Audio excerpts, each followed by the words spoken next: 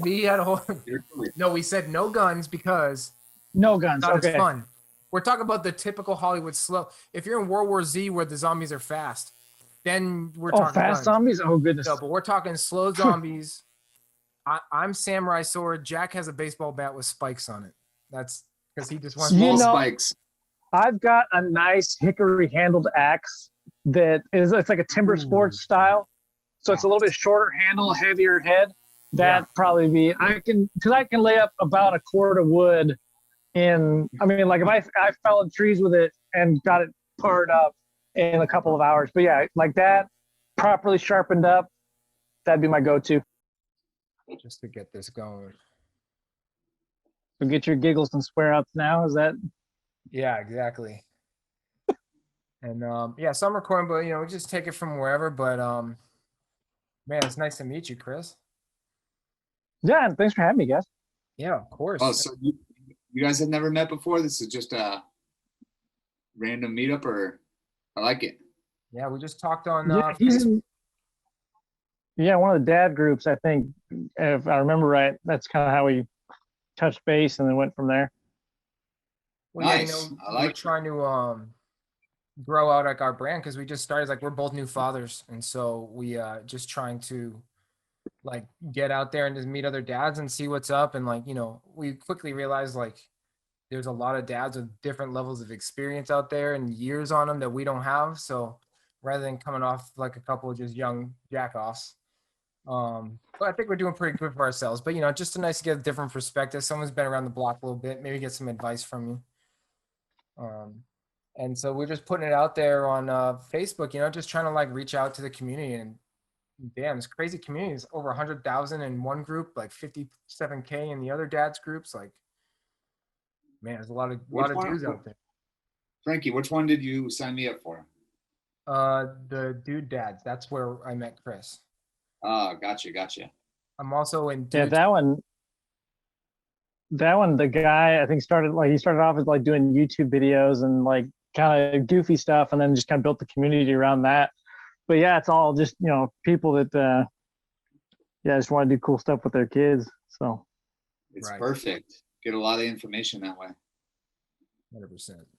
Every time I look on there, there's just hundreds of questions, and everyone's putting in their 2 cents to answer it and help them out. So it's good.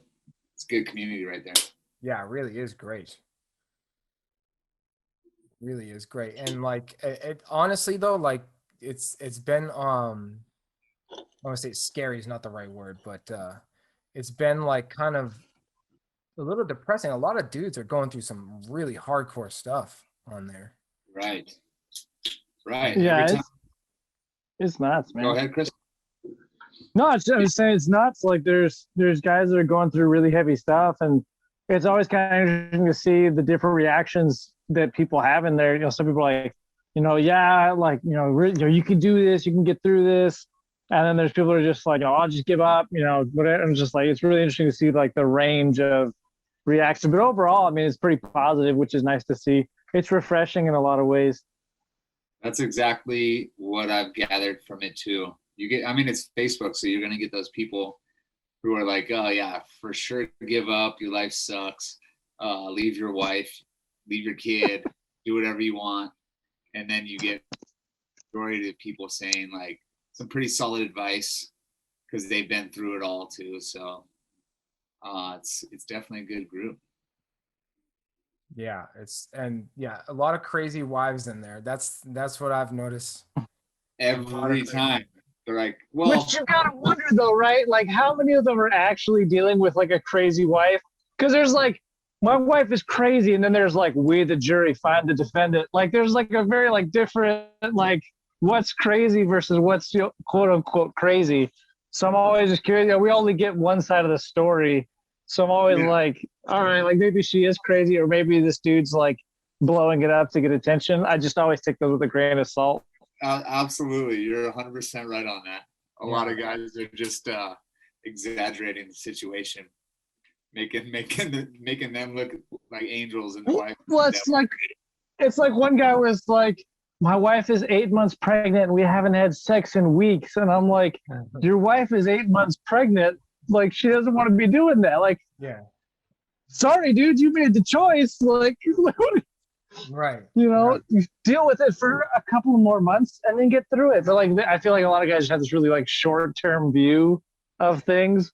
And a lot of people kind of roasted him for it. They're like, dude, you know, long-term perspective, play the long game here. But yeah, it's just, there's just kind of ridiculous stuff in there sometimes. It makes me giggle.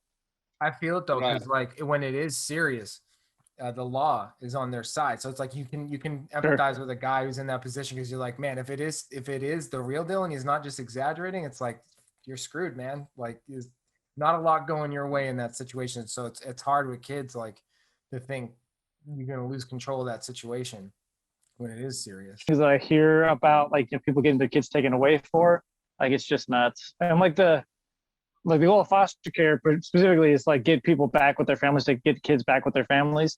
But like sometimes like it's just heartbreaking to see like parents just make this choice after bad choice after bad choice. And you see that in the dad group sometimes too. Like you'll hear guys talk about like addiction or alcohol or drugs, whatever.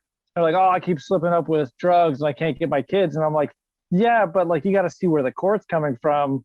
Like they're your kids. They should be more important to you than that. It's heartbreaking a lot of the time. It's nuts. 100%. Yeah. Right. Yeah. So that's awesome and amazing that you're a foster dad. How long have you been doing that? So we fostered for a little over 3 years. So we did it.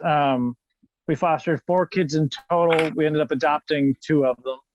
So it's kind of crazy, but it's an experience, man, and getting to know a lot of other people that foster.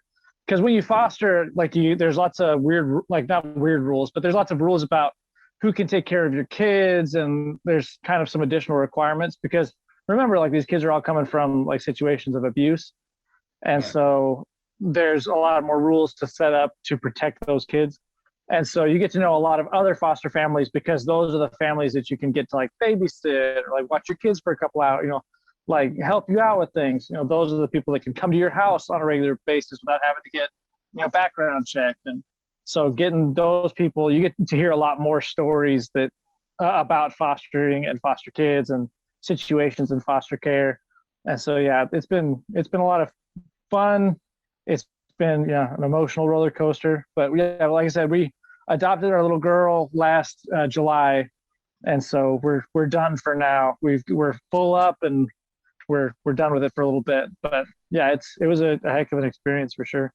That's interesting because I don't know why I got the vibe that your kids were more grown. I was like thought you sort of were further along. I didn't know you had a little one. How old is your little one? My youngest is 1, and then we're actually just found out that not just found out, but 3 weeks ago we found out that we're expecting another one. Whoa. So it's kind of wild. So yeah, so my oldest foster son that I had, he's now 6. My boy that we adopted, he'll be 4 later this year, and then I've got a 2-year-old and a 1-year-old. Yeah. Wow, you got your hands full. Yeah. Yeah, man. So the 2 of the foster kids went to go live with their grandma. So we keep in touch with them, and they're like, that's a good situation. Like grandma's doing good. She's doing good for the kids. She was the one that initiated the CPS investigation in the first place because the mom and the dad were doing drugs. It was a bad deal. So the kids basically came to live with us while grandma was getting her stuff squared away. So getting beds, getting all the stuff necessary that she needed to, so that she could take the kids. Right. But yeah, they're doing good. We stay in touch with them. But yeah, it's unique situations. But yeah, my kids are pretty young. I'm an older dad, I guess. I'm 32, so I'll be 32 Yeah, this you're Saturday. You're young. So I'm a young dad-ish, but I'm also like I'm not like a 20-year-old dad. So I don't know where that Right. puts me in the grand scheme of things. Well, I'm 33, Right. so we are young as fuck. That's how I think. Nice, yeah, got plenty of life ahead of me. Plenty. We got plenty of life. Yeah. Yeah. I'm 35. I'm going on 36. I feel like an old man. There you go. You are. You're old as fuck. Man. Yeah. 30, dude. After 35, like you're basically dead. You got 1 foot in the grave, 1 foot on a banana peel. You're ready to slip in there anytime. Literally. Yeah. Literally. I feel in my back too, man. I was gonna ask you about that too, since you've had so many kids. Like, does the back pain ever go away? Dude, like I just finished a 2 mile ruck before I came onto this thing, and like I started working out again specifically because like I did really hard jobs when I was younger, and I know that my back is going to be jacked, and so I'm like I'm just going to keep my core muscles really strong for as long as I can, so I don't have bad back issues. Right. Hey, No, smart. smart move. Yeah, just keep that core tight, and then you'll be good for many years. My biggest fear is that I'm gonna turn into a suburban dad and just grow a gut and just be like weak. That's my biggest fear. I'm coming out of the other side of that where it's like there wasn't enough sleep, there wasn't enough time with like the new one around, like that my physical fitness fell off the map. And I said on an earlier podcast with Jack that like I've never really been out of shape in my life, never really had to worry about it. I've always had something keeping me kind of fit, but now it's like it's insane. You really have to work on finding the time. But I'm finally coming around to where she's old enough I can find some more time and get back into it. But for a while there, it was getting a little scary. I was like, oh man, this is going down the wrong path. So how old is yours? She's a year and a half now, which is crazy to say. I've been counting in months. She's 16 months. There you go. 16 months. Okay, sure. Yeah. Yeah, So, that's a good age though, because at that age you're starting to walk around, might even be getting some words in there, starting to sleep through the night pretty consistently. That's a good age. yeah, she's bright, man. She's really bright. Running around, just wreaking havoc. But yeah, she's a handful. But I mean, it's all fun. I mean, as you know, it's nothing but fun. Sure. Yeah. And you just got the one? I just have the one. She's my first. Yeah. There you go. Congratulations, man. Thank you. Yeah. So Frankie, what? I'm surprised that I've never asked you this before, but are you guys planning on having more? Yeah, we'd like another one. I mean, like my wife's an only child, and I can see the difference in her being an only child, having grown up with siblings. So I think it's important to have another sibling around. So I'd love like a little boy, but I'll take whatever I can get. Another girl would be great. I mean, she's great. It's hard to imagine another kid around because she's everything, but Sure. Yeah, as it is now, like. Well, see, so we're gonna be able to adopt. Sorry, hold on. No, it's all good. Found out we were gonna be able to adopt my little boy, in December, and so we decided we were gonna take a second foster placement. So that was my little girl. So that was December 28th. We got her. 2 weeks later, we found out that my wife was pregnant with our daughter. So like we got like 1, 2, 3 super quick, and it was just kind of wild. So like for me, like it's weird because like we had one kid for like a year, and then after that we essentially have had 2 additional kids. It's weird. Like we have Irish triplets, like it's insane. But Can you break it down, the age differences in your kids? I'm not to put you on a like pop quiz. But... So when my daughter was born, I had a 9-month-old and a 19-month-old. So there's 10 months difference basically between the 3 kids. So 3, 2, 1, basically. 3, 2, 1. So you have okay. 1 biological kid and then 2 adoptive kids? I've got 1 biological kid, 2 adopted kids, and another bio on the way. So our first bio kid, we'd had miscarriages a couple of times. We had a couple of miscarriages. And so our first bio kid took us like 4 years of actively trying. And so we got the kids adopted. We got everything, squared away with them. And then we were like, all right, like, do we want to try for another one? Because like, if we're going to have 4, or if we want to have another one, like, we got to start trying now, because otherwise it's going to be like really weird, like 3, 2, 1, and then like a 4-year gap, and then this other kid. And so we're like, all right, we'll start trying. First try, dude. Like we're not even kidding. Like it must have been first time that we tried, because she's I think 8 weeks along right now, and that was right when we first decided we were going to start trying. So it's nuts, man, but it'll be good. So I'll have like 4, 3, 2, 1. Yeah. Wow, that's wild. And did you imagine yourself like being a dad? Did you always want to be a dad, or you just kind of like happened and now? So I'm one of 5 kids, and so my dad was an old dad. So he was 43 when my youngest sister was born. So there's a 16-year age gap between me and my youngest sister. So it's a super, super wild. But like, I mean, I come from a big family. My wife comes from a fairly big family. And so we were both like, yeah, like we want to have kids. And so, yeah, like we'd planned on having kids. And like I said, we had a couple of miscarriages, dealt with that and all the grief and kind of the emotions that go along with that. And then, we said, all right, we want to have a kid before we're 30. We want to make sure that we're starting our family. So we tried for like 4 years to have a kid. And then we decided we're going to go ahead and look at the adoption route. And we decided we didn't want to do IVF because IVF, it's crazy expensive, and mostly it's out of pocket. Like there's very few states that have IVF as part of your insurance. Like it's mostly an out of pocket procedure. Can you explain what that is a little bit? Yeah, so it's in vitro fertilization, and basically it's what you hear of as like the egg freezing process. So they take an egg from your wife and your sperm donation. They put a bunch of them together. They pick out which embryos are going to be viable. And they say, all right, we've got 30 viable embryos. We're going to put 3 in, and hopefully 1 survives and implants, and then you're pregnant. So it's like a $15,000 to $30,000 process, depending on where you get it done, and it can go just through the roof, astronomically high. As much as you want to pay for it, basically. Yeah. And so we got started looking at adoption. We're like, well, even like international adoptions can be pretty cheap. Even in international adoptions, like $10,000 to $20,000 typically. And then private adoption. So that's where like you find somebody that's pregnant and adopt their child. Most of the time, it's whoever's willing to spend the most money gets the kids, basically. Yeah. So some people will spend $30,000 to $100,000 per child to adopt. And so we're like, well, what about like foster care? Like those kids need the love, need the home. And so we looked into fostering. And so we decided that was going to be the path we were going to take. And we went down that road, and we got a lovely little boy. And he's, just was a month out of the hospital. His mom was a heroin addict. And so she was born with heroin. He was born with heroin in his system.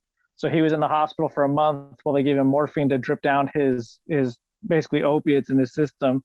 Jeez. And so we got him, and he was this little boy.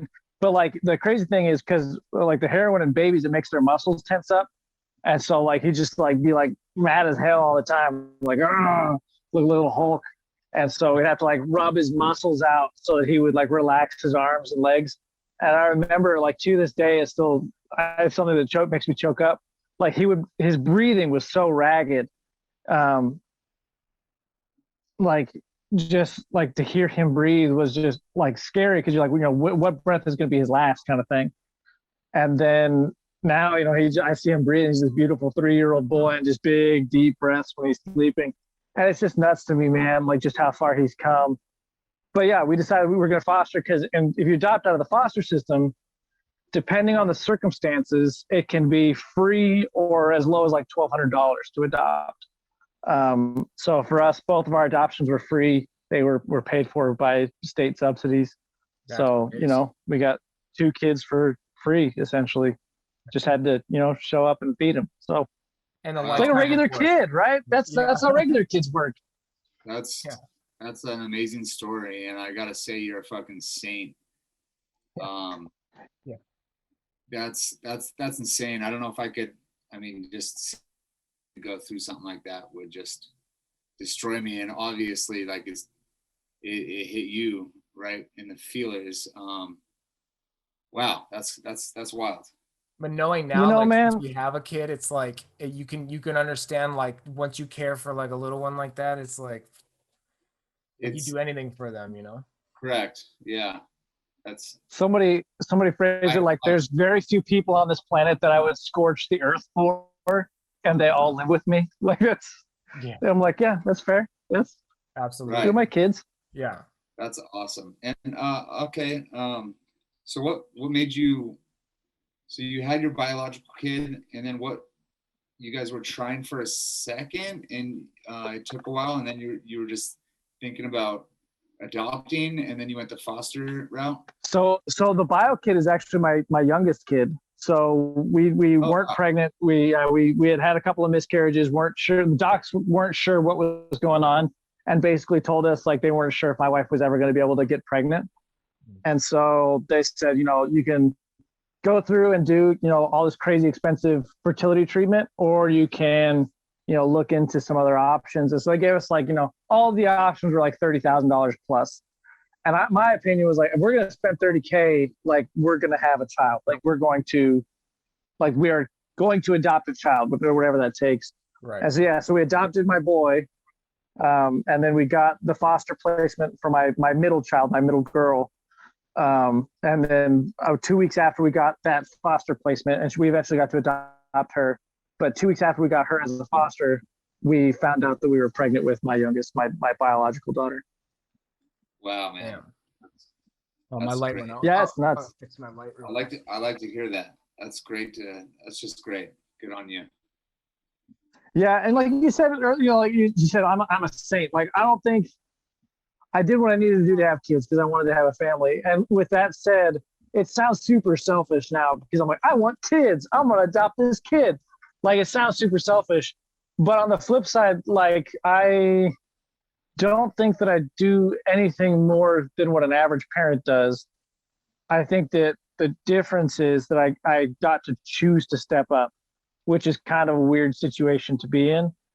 And the weird thing about like fostering in particular is you don't know for sure what the outcome is going to be. Like very few cases are set up where like, from the beginning, you're going to get to adopt.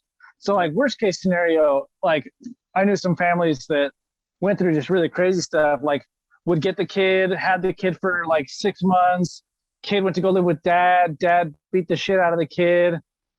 Kid came back into care. They'd be in care for 6 months. Dad would get his act clean, work all of his services. Kid would go back to dad. Like the dad would beat the shit out of the kid again. Kid would come back into care. Dad would go to jail for a year. Like grandma would step in.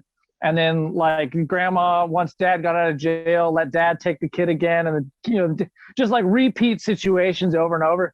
And like, you just feel for these kids, man, because they just like, get the short end of the stick a lot of the time. So for me, like stepping up and being a foster dad, like it was just an opportunity to stop the cycle for some of these kids. And it wasn't anything like that. It wasn't anything like selfless of me because I wanted to have kids, one, but then two, like, I don't think that it's anything that anybody else wouldn't have done if they were in my shoes, if that makes sense. I think everybody has the power to be a superhero.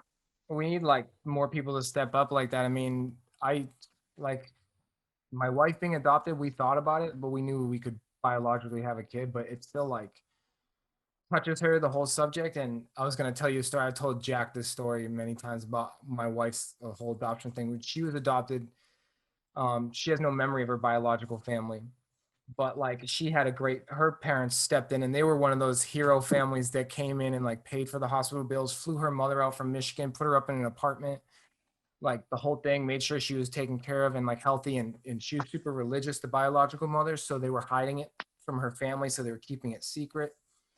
And like, and just before the baby's ever born, all the work that goes in to do it right. And there's just not enough people out there that are willing to go through that, care enough to do it. So it's like, yeah, you might not think that you did this great thing. I know you did a great thing, but it's not like you're trying to be someone. It's like you felt compelled to do it, but thank God you felt compelled to do it just because there's so few of you out there. I mean, even for me now having a kid, I don't know if I could adopt. I don't know if I could adopt. Like I really just being honest, I don't know if I could do it. But then if you meet the kid first, like, in your situation, knowing the situation that they're coming from, that might be a little bit different because you're kind of already drawn in, but you could speak more to that than I would know. And that's a good point, Frank. But so I don't want to compare kids to animals at all, but I'm going to.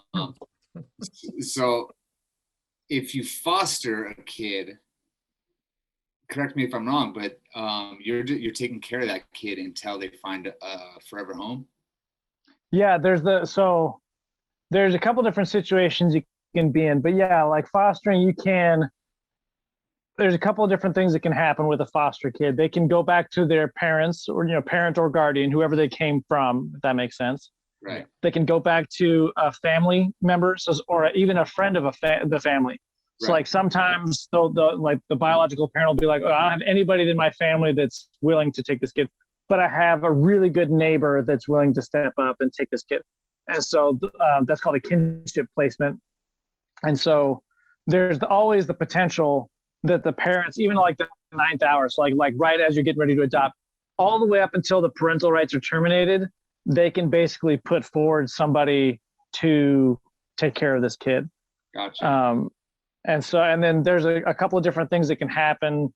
I don't want to like, there's a lot of details, but yeah, basically it's all the way up until the judge signs the adoption papers. Basically, like something can happen to screw the process up or delay it. Like there's just lots that can happen. But yeah, so Right. there's like straight foster care, which is like, for example, like what happened with two of my foster kids. Like their mom was in trouble. She couldn't take care of the kids. The state stepped in, removed the kids. They came to live with us for about a month while their grandma got everything situated, got her training in place, basically had a plan with the judge on how they were going to interact with mom, if they were going to interact with mom, and basically got all that nailed down. And then the kids went to go live with their grandma. So, and like we keep in touch. Not everybody does that. Not everybody keeps in touch with foster kids, and like not all the time will the parents like be agreeable to that idea. But like as foster parents, like we want to know what happens to the kids. Like we, they live with us for however long, and you want to take care of them. Something that Right. I want to bring up, just because a lot of people don't know about it. If you want to help foster parents out, and you don't necessarily want to step up and be a foster parent, there's about 400,000 kids in foster care on any given day in the U.S. Jesus. A lot of those are in longer-term foster homes that they're, foster parents taking care of them. If you want to help foster parents out, go get licensed for what's called respite care. So you can call up pretty much any foster agency in your area and say, hey, I want to get signed up and background check for respite care. And all that is you can babysit for foster parents. And you do a federal background check, which 99 point, like if you don't have a felony, you're going to pass the background check, basically is what it amounts to. As long as you've not neglected a kid, you're good, basically. You have a heartbeat, fantastic. It's called respite But like care? you can get signed up. Yeah, it's called respite care, RESPITE. But yeah, you can like babysit for foster parents, basically. So like, for example, we have a really close friend of our family that was like, I can't do anything really long term, but I can watch your kids for an afternoon. And it cost her like $50 to do the background check and the paperwork. And I think it was like another $30 to get her CPR certified. And we did like an online program. But like she watched our kids, and that was like, because you can't just like normally people can just like call up a babysitter, like, hey, you've got a girl in the neighborhood, like a 16-year-old that needs some extra cash, come babysit. But you just can't do that with foster kids. You have to have like, there's all these requirements, right? But you can get set up to do babysitting, basically what respite care is what's called. But it'll take you an afternoon to do the training and $50 to get background checked, and you can watch kids for a couple of hours so that these parents can go out and get a date. Sometimes, like we had a spot where we hadn't been on a date by ourselves in like a year, and like my parents were like, "You're gonna go take your wife on a date, like bring the kids to our house," and they did the training too. But yeah, like if you can't do something like long term, like get hooked up with that. Like that's a really good way to help in a way that's a little bit lower commitment than opening up your home to foster care. Right. So for the respite care, it's just basically background check. You have to have CPR training, and then probably some sort of questionnaire test, I would imagine. Yeah, it'll vary state to state. Like some states have more requirements than others, but like I said, you just call up any foster agency in your area. So like literally just Google, like if you live in, let's say, St. Louis, Missouri, do St. Louis, Missouri Foster Care Agency, and then just call up that agent, whichever one, number one agency, call them up. Hey, I'm interested in doing respite care. What do I need to do? And they'll ask you some questions, probably, hey, why do you want to do it? Oh, I want to help foster parents, whatever. And then they'll hook you up. They'll set you up with what you need to do in your area. Did you guys get that pop up too right there from Zoom? Yeah. I did. Thanks for upgrading. Don't they know what we're Thanks for doing? upgrading. What the hell? My man. Yeah. They upgraded. No, I Well, think that's great too. Like, especially like, cause you hit on it. I'm just thinking as you're talking, like, so many people out of work right now might be a good option. If anyone ever saw this and it's like, hey, I could do that. That's maybe something they never considered before. And like, obviously helping other people is one motivation, but people are really hurting for money too. So, I mean, I know some people who could use the extra cash that are good people who would be able to do that. I didn't know Yeah, about we that. had one. There was one couple. I'll call them Frank and Gracie. They were just this sweet old retired couple, and they were like, "We're retired. This is our personal ministry. Like, don't pay us." So like, we got Gracie some flowers. We got them, like some stuff. But like, they were like, "Don't pay us. We don't want money. Like, this is just for us to serve in our old age." And that was what Frank always said. In my old age, I wanted to serve. I'm like, "Cool, Frank. Thanks for watching my kids for a couple hours." Like, but he was badass, man. He'd be like, "Hey, have you taken your wife on a date recently?" I'd be like, "No, Frank." He'd be like, "Cool, bring the kids on Saturday. We'll watch them for a couple hours." "Cool, Frank. Thanks." Like, just like sweet, sweet old people. And that was just that was their like personal ministry. That was what they wanted to do to help people out. And so they were real cool to have around. But That's the TV show, isn't it? Frankie and Grace or whatever. yeah, Grace I and call him Frankie? Frank and Gracie. Yeah. His real name is Frank, but I don't want to say her name. She's got kind of a unique name, so I don't want to like tip him off. But Frank is, I think, ubiquitous enough that nobody will be able to track him down. Plus, they'll probably think you're talking Shout about out me to right Frank. now. So yeah, There you go. Shout out. yeah, that's so funny. I was Shout out thinking, to the Franks in the world. yeah, I was thinking Harold and Maude for a minute. It's a good movie, but then you said Basically, yeah, just like sweet old people. Like every neighborhood has them, but these two, like they live, I don't know, probably 30 minutes away from me, and they're like, yeah, like this, like the agency put us in touch with them. They're like, yeah, they're sweet. They'll help you out whenever you need it, kind of thing. They're really sweet people. But yeah, if you're interested in helping, whatever, yeah, you can get hooked up with do respite care, and that usually helps people out. Yeah. Hey Frankie, can you put like a little link on this about that? 100% down in the description. I'll leave the link in the description for respite care.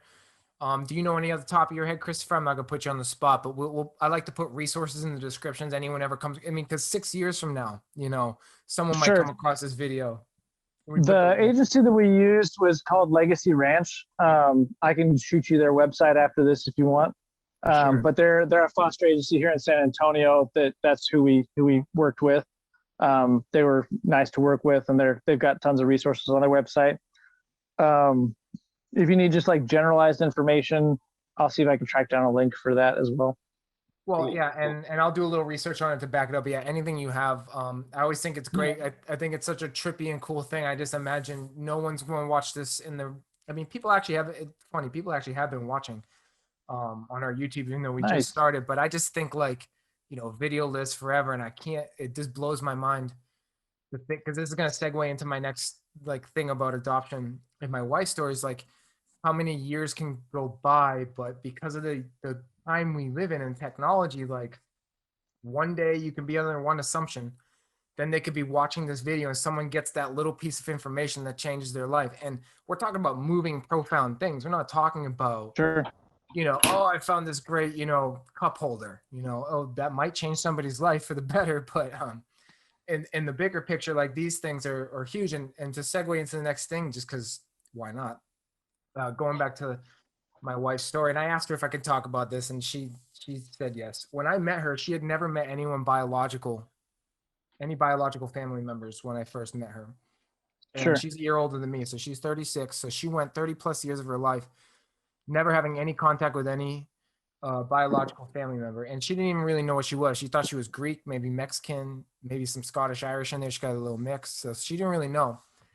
And on her birth certificate, it has some information about her father, but it's all lies. He lied on the whole thing, so he filled it out. It's like even his name was wrong. Nice. So one anniversary, I got her Ancestry.com. Sure. And man, what a trip. We went on such a deep dive. We were going back into records of like when her ancestors were crossing the Mexican-American border for the war. And you have to sign a little book, and we found like their one signature in the book, and they signed in as like white if they weren't Indian or Mexican, or like the labels we have for people. So we went back, and we never really got concrete answers, but we had like a loose idea of maybe who her family was. And then we got in contact with one of her third cousins in Chicago, this female that's a police officer who's like all about the family. So she had all the info. Sure. All of a sudden she starts connecting the dots. I think this is your dad. I think this is your cousin. This might be your brothers and sisters. But there was no way to like make direct contact. Yeah, it was trip. So there's no way to make like direct contact. Then about a year goes by, and all of a sudden she like wakes up and gets a phone call, and it's her biological brother on the phone. Oh, dang. And turns out he had been looking for her for 12 years. And Oh, wow. yeah, he wasn't on Ancestry or anything, but he had been asking his dad, and their family was really tight-lipped about it because her dad's sort of like a scumbag, biological. Fair. Yeah, he had 5, 6 kids from 3 different women, in addition to my wife Megan, that was then eventually adopted. So, she got so lucky. She hit the lottery as far as adoption is concerned, because I'm sure Sure. that it can be a nightmare, and it is a Yeah, nightmare man. for so many Yeah, kids. there's situations where it doesn't work out that great. No, and so she got so lucky to get through the family. So now we're out here in California and LA, and like her mother and father live right down the street from us. So like they're getting to see their grandkid, and it's all beautiful, it's all great. So the first Sure. biological family member that my wife has ever come in contact with in her entire life is our daughter. So That's it wild, just man. blows my mind. But so her biological brother had been looking for her for 12 years. His girlfriend walks in one morning and shows him an Instagram photo of my wife, and she goes, "This is your sister," and he goes, "I know, that's Nikki," thinking that it's his older sister he knows. Uh-huh. And because they look identical, but they look very Sure. similar. And she's like, "No, that's your new sister." And then all of a sudden, like boom, boom, boom, boom, boom, like fireworks. All of a sudden, this whole new Wild, man. life came in, and like so, we've got to see it like on like just wait like the patient game, like so like in your 30s now, all of a sudden getting 5 siblings, and she doesn't talk to the dad, and guess what? He doesn't deserve it, but no Sure. contact with the mother yet either, because that's a tricky situation.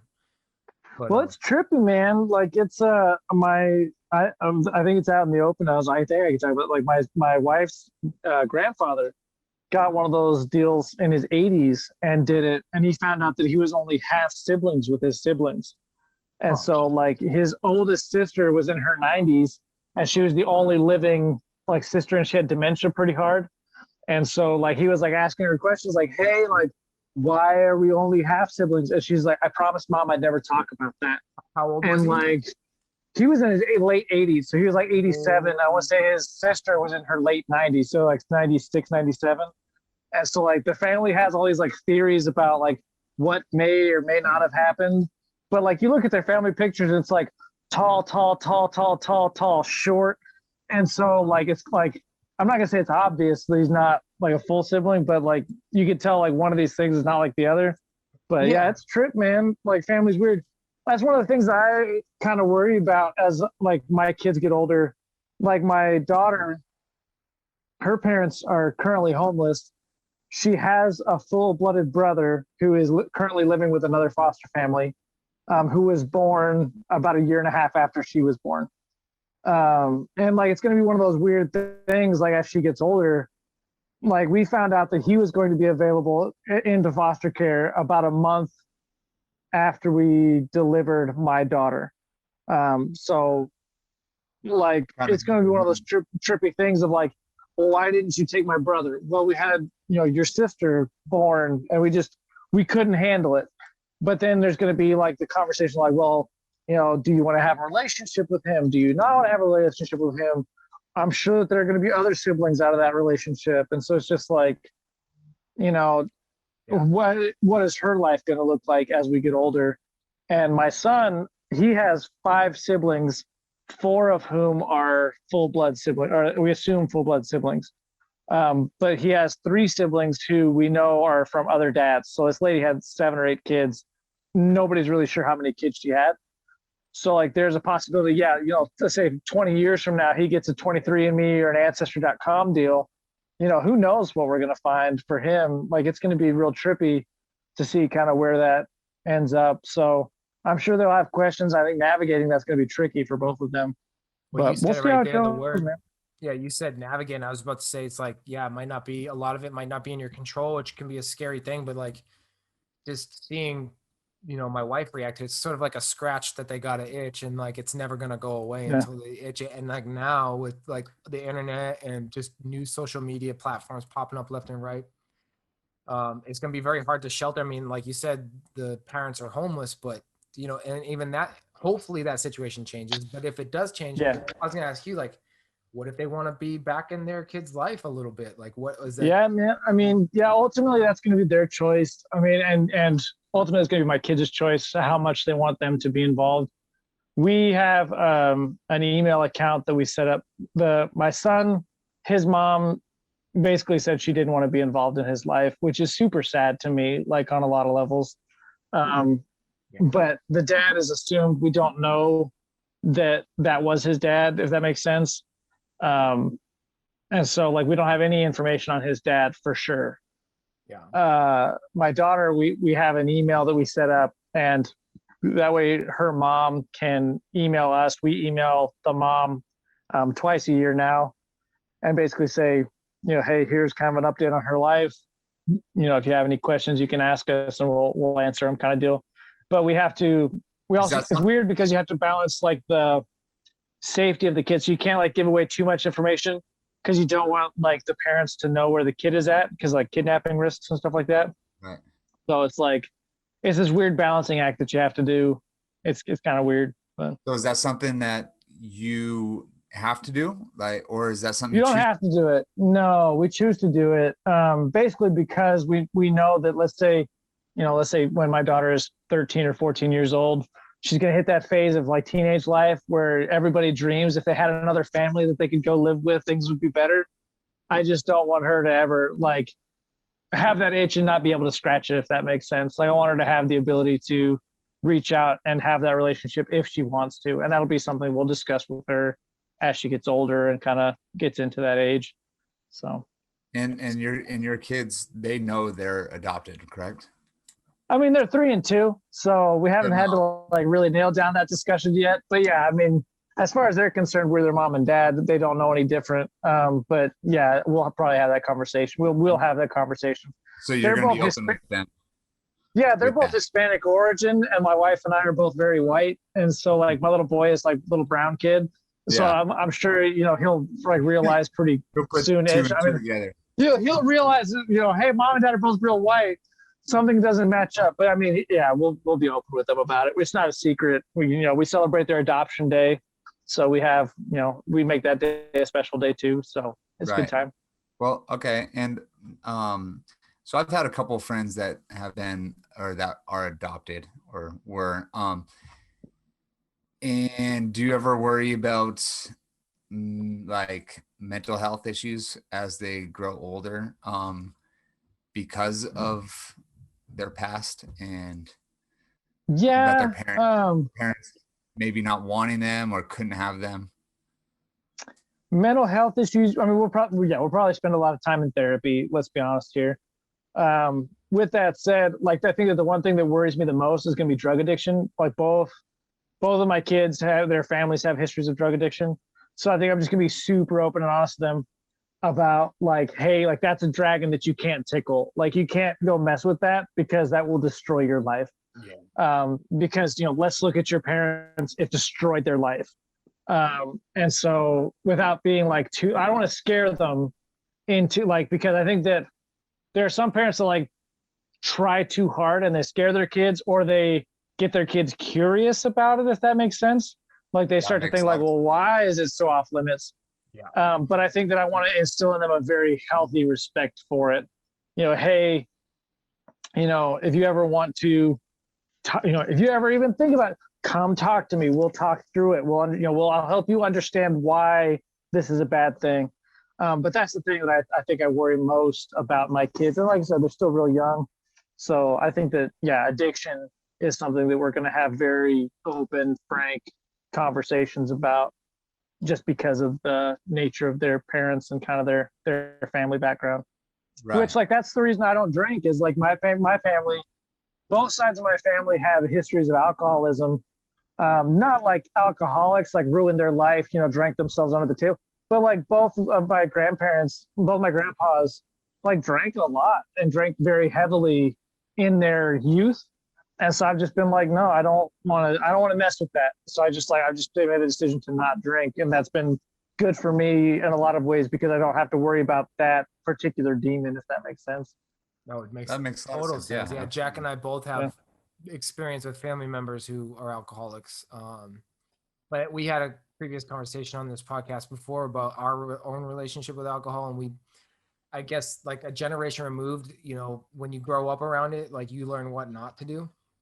Sure. So there is that aspect of it as well. As like, it doesn't necessarily have to be passed over, because, you know, Jack and I both drink, but we both definitely feel like it's not a real issue in our life. It's never ruined anything in our lives. And I mean, when Sure. we're young and dumb, sure, but that's Sure. more just being young and dumb. But like now, like, and I think Jack was the one who said it on that when we were talking about, is like, if it ever gets to the point where it's making me a worse father or taking away from my kid or putting my kid in harm or jeopardy, like then you have to like have that conversation with yourself. Yeah, you got to check yourself and figure that shit out real quick. Yeah. Well, I was like 20 when I asked my granddad. I was like, you know, because when I was a kid, like I heard that my granddad drank. As a grown, you know, as I grew up, I never saw him drink, if that makes sense. So like I asked him one time, I was like 19, and I was like, hey, like I've never seen you take a drink, you know, but I've heard that you were a prolific drinker. Like what happened? And he's like, well, I drank because I had a hole in my heart, and when I met your grandma, I didn't have that hole, and she filled that hole, and so I didn't need to drink anymore. And I was like, all right, that's cute. And then I asked him again, like 2 years later, I was like, hey, like what, like, no, but like really, like what? And he's like, because I could never just have a drink. I had to have a drink and a drink and a drink and a drink and a drink and a drink and a drink until I couldn't drink anymore. And I decided that that wasn't good for me. And I was like, that makes a lot more sense. And that, like, the amount of self-control that he had to do that and just like cut himself off was like, that's hardcore. And I really respected him for that.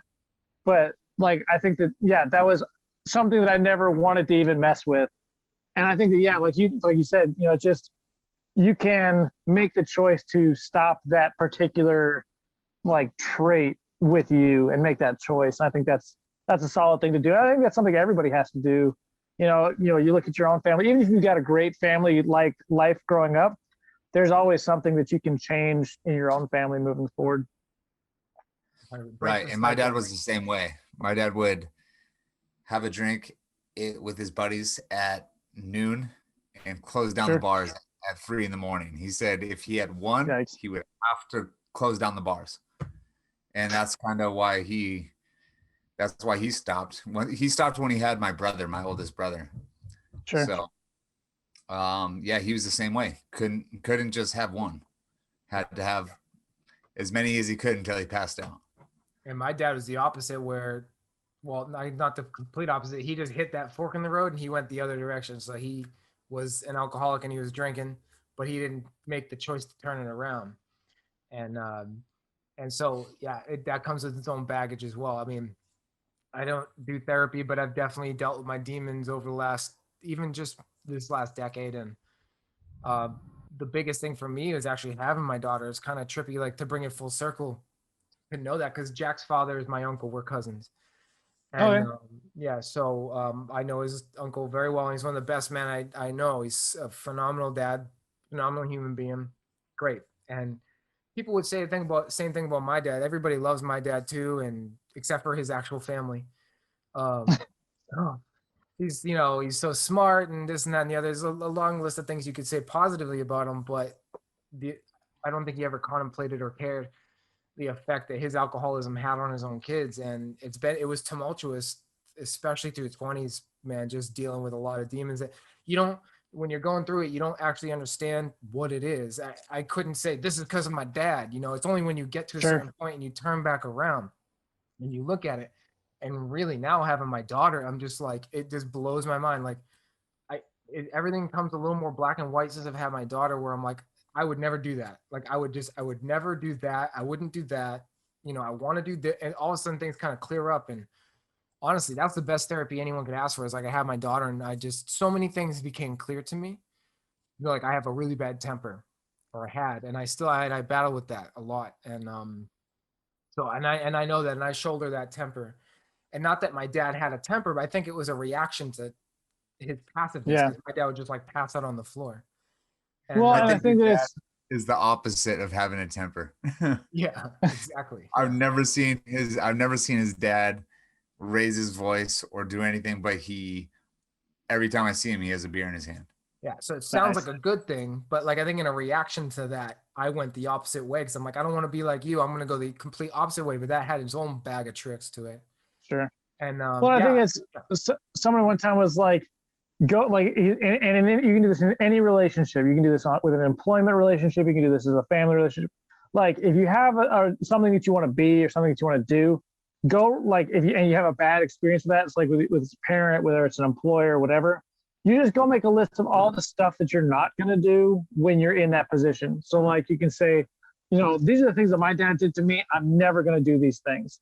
And that way you have like a hard backstop on like things that you're not going to do. And you can do the same thing like with your employer or whatever. When I'm a manager, I'm never going to X, Y, or Z. And you can do that kind of same exercise with really any relation. I watch my parents do whatever, so I'm not going to do X, Y, or Z. My dad was X kind of husband. I'm never going to do X, Y, or Z. And you can go through and you can kind of make that list of nevers. And that kind of gives you a firm backstop to say, I'm never going to yell at my wife. I'm never going to leave the house mad, whatever it is. But that gives you kind of guidance on where you want to go with your relationship and where you want to go kind of longer term. It gives you that kind of vision board moving forward. And I'm dealing with both those things right now. I'm not yelling at my wife and not leaving the house angry. Not going to bed angry. Whatever it is. Those are just examples, but yeah. Yeah, no, but it's real. No, it's totally real. Yeah. And like, and one prevailing factor for me now that's like giving me the most help is honestly just as my daughter becomes more aware, because like as you can attest to, you have young kids too, and Jack's almost here. I just love it because I look at Jack, his kid is 6 months old, so he's just starting to like get right on that edge of just becoming really aware and like walking around and start to mimic you, and like start to pick up on your traits. And as soon as you start seeing your kid like mimic the things you do, you become really aware of all your bad traits. So I've got to watch myself because like my 3-year-old man, he's a sponge, and yeah, like I've watched him say things to his sisters that I say to him. So I'll be like, stop and get down. And so I'll be like, we'll be playing, doing stuff, whatever. And he'll go, stop that, get down. And you're like, oh no, like I get to yell at you, but you don't get to. So then you have to like stop and back up and be like, okay, I shouldn't do that. Let's try to reframe how I'm parenting in the future. Like we still have like, I'll fully admit I'm not a very passive parent. Like I yell sometimes, but I'm working really hard to like I've got training on how to do this because I was a foster parent, but like how to correctively discipline, how to create positive reinforcement. But I think it's interesting. I mean, we've all got young kids, but something that's really interesting, and you guys will probably come into this stage probably in the next 6 months or so. For you, Frank, for you, Jack, probably the next year, you'll get to the point where you're telling your kid no all the time. It's like, no, don't do that. Put that down. Stop that. Like, no. So you have to like be really conscious about calling out the good stuff. So like, hey, good job coloring that piece of paper, not the table. Like, good job, using your spoon instead of your hand. Like you'll get like you have to call that the good stuff out just because you don't want your kid to like absorb all that negativity all the time, because they do. I mean, they'll like be like, no, stop that. Like you have to like really call it. It's like right now the big thing in our house is, thank you for helping pick up. That's a good choice. Like, good job.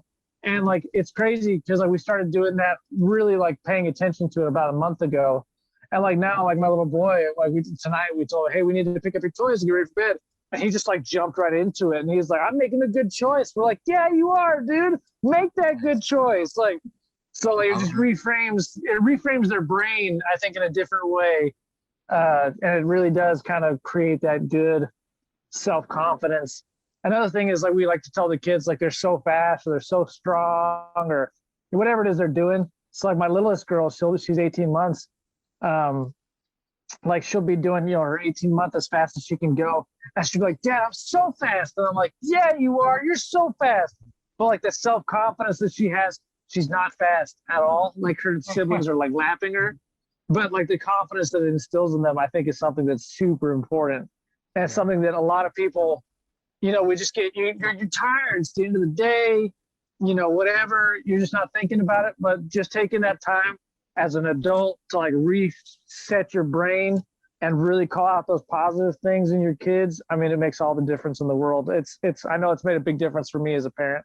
Yeah, I have a problem with that, being an adult. That's the key word there. Man, it's tough, dude. Yeah, and it's funny, you touched on so many things there, because like I'm big on the positive reinforcement stuff too. And Jack and I were talking about this a little bit because you said it, and we're actually exactly right there in the no phase. So she'll come back with a no. And so I was telling Jack I have like 2 different no's, and they have 2 different meanings. So there's the hard no, which is definitely reserved for like, hey, don't touch that, it's gonna hurt you. Sure. Or get away, you know, put that down, don't put that in your mouth. And then there's Yeah, the no, no, no. life safety. Yeah. Yeah, like I say, and then there's like the no, no, no, like the softer no is the triple no. And I do that, and like I smile, and it's like a no, no, no. It's like, okay, just be a little more careful. So, and I feel like she picks up on it. And this is the way my brain thinks. I just think it's like playing like you're bowling with the bumpers up on Sure. the gutters. Like you tell them the limit over here, and then you tell them the limit over here, and you let them play in the middle wherever they can, and you try to let them be free in the middle, but you got to give them the hard. And I think in the culture we live in today with this woke culture, because I think all of us are a little bit older than that, like because we maybe have a little separation of generations here, like because I'm not. Your speaker is completely out, Frank. You can't hear me?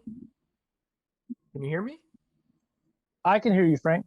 Can you not hear Frank, Jack? Oh, really? There's a jack problem. Yeah, I couldn't hear hear you. one thing you were saying for the last 30 seconds. Can you hear me now? I can hear you now. You can hear me now. Good. Wow, All right. I man. can hear you now. Yeah, I don't know. Technical. This My bad. podcast has had nothing but technical difficulties, but we get through it. No, but so it's like, you know, I don't even know what I was saying, honestly. You got bumpers You were up. saying You set hard limits on the sides. Yeah, because you know what movie I was watching today, and I watched it for the let him live in the middle. yeah, I was thinking about this in preparation for this podcast today because I watched this movie for the first time ever, Miracle, the hockey Oh, movie. it's the hockey one. Yeah, it's a Hockey good one. movie. Turns out one of the actors, Rizzo, in it, he's a really good friend of mine, Dempsey. You know, he's from Boston, and I go to What? I used to go to hockey games when we go to Kings Bruins games, and he'd get me in the box seats. I didn't know how legit he was in that movie. He's like, "Oh, I was in Miracle. I was in Miracle." And I was like, "Yeah, okay, cool." I thought he was a lesser. He was like such a major part. I didn't know that, and I just found out now that he was. I watched it today. I just watched that movie. I've watched it before, but I watched it again like last week. Who was he? Shut He's up. I Rizzo. just watched. I'm just kidding. Yeah, he's Rizzo. He's the heart of the team, man. He's the heart and soul. He's like he's kind of like the pudgy. The guy. No way. Yeah. Yeah, he's like the Rudy of the Right. team. And Michael Rizzioni or whatever. Right. Yeah, he's a good friend of mine. He's the actual captain. Actor. Yeah, the actual actor. He's No way. I when I was working in He restaurants, crushed the it. old manager Wes was his neighbor, and he introduced us because that's what everybody does to Boston guys. They go, "Oh, I have a friend from Boston. You must know him." They think everybody from Boston knows each other, but at this particular Which that's time, like. My last name is They Moynihan, do. and it's only people from Boston and people from New York that know how to pronounce my name, because everybody else is like Morning. But there's a ton of Moynihans in Boston. There's a ton of there are. Moynihans in New York, Yeah. and so it's a super rare. But Yeah. good job. Moy- Are Moynihan. you Irish? Yeah, my you great Irish? great grandfather jumped the boat. Yeah. Yeah, same here. We're Irish. Yeah. But Very going back Irish. to the miracle thing. So he's given. Sorry. Yeah. No, but it's okay because it ties in. It ties in. So I watched this movie for the first time ever, and like we're men, right? So obviously, like we can relate to the tough love. But you know where he's making them do Sure. the sprints or the suicides, the line, the. Who do I you don't know what play they- for? Yeah. Yeah, that's a Yeah. good one. Yeah. And right, exactly. And I'm like, okay, that's important, man. Like I played sports, I played football for a long time. Like I needed that. I needed that hard whip cracked. So we were just talking right before we got into this. We were talking about the positive reinforcement, and of course, they're so little, all of our kids, that yes, I mean you're not cracking the whip on your little toddler, but at some point, I make them do suicides in the living Yeah. room. No, yeah. Go take your stuffed animal and run laps. Yeah. But I'm afraid. I am afraid that I'm not going to be able to relate to other parents when my kid gets into sports and into school, because I relate to that. You know, let's drill. You know, hard, not excessive, but like to get the most out of your kids. And I think that's fading away out of our culture. And maybe I'm wrong. Maybe I'm out of touch. And maybe it's the guy's point of view, but it just seems like when you look out there that everything is sort of pushing back on that. And I'm really afraid that like when we get to that level, are we going to be able to get that out of our kids and drill them and get that hard lesson learned out of them, you know?